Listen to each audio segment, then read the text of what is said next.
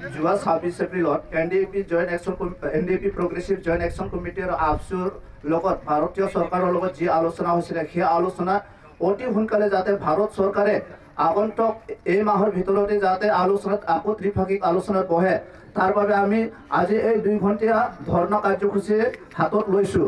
গতিকে আমি ভাৰত চৰকাৰক জনাব বিচাৰিছোঁ যে ই আমাৰ এটা জন্মগত অধিকাৰ আৰু যীশু খ্ৰীষ্ট জন্ম হোৱাৰ 7,000 বছৰৰ পূৰ্বে আমি এই ভাৰতত আছিলোঁ। এই অধিকাৰ আমাক অতি সোনকালে ভাৰত চৰকাৰে যে আমাৰ বড়োসকলৰ সমস্যা সমাধান কৰিবৰ বাবে অতি সোনকালে আলোচনা কৰে তাৰ বাবে আমি আজি এই 2 ঘণ্টীয়া কাৰ্যসূচীটো হাতত লৈছোঁ।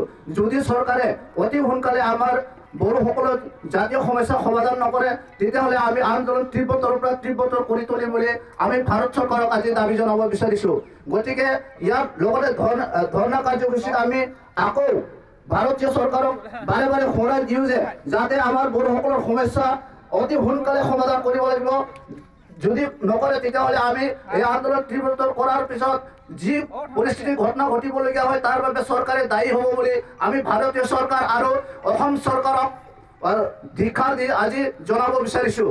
গতিকে আমি বাৰে বাৰে চৰকাৰ আৰু আমাৰ জনসাধাৰণে আমি আমাৰ যি জন্মগত অধিকাৰ সেই অধিকাৰ NDAP প্ৰগ্ৰেছিভ আৰু আপচু জইণ্ট একশ্যন কমিটি এওঁলোকৰ লগত আলোচনা অতি সোনকালে কৰক বুলি আজি আমি এই কাৰ্যসূচী হাতত লৈছোঁ।